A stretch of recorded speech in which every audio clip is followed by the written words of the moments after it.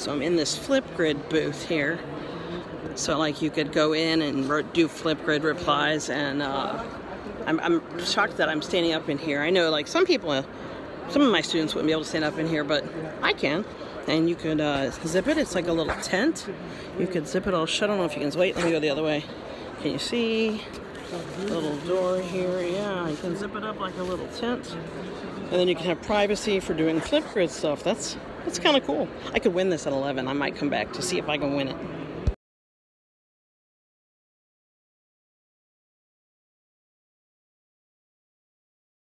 The canvas canteens, and he would do it at night to keep from getting shot. And he rode a horse. Now, for those of you, there are probably some skilled horseback riders here. Very few of us go to work on a horse anymore. But in his day, that's how you did it. That's how you conducted a battle.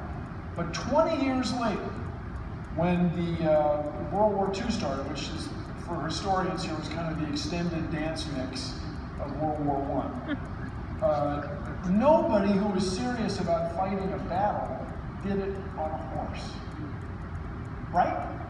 Nobody rode a horse. Everything changed in 2 decades, everything.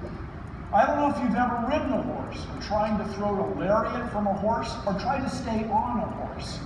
It's one thing, but shooting a gun from a horse has got to be really hard. I've seen the Westerns. Those Roy Rogers and those guys, very skilled. But some of that I think was faked.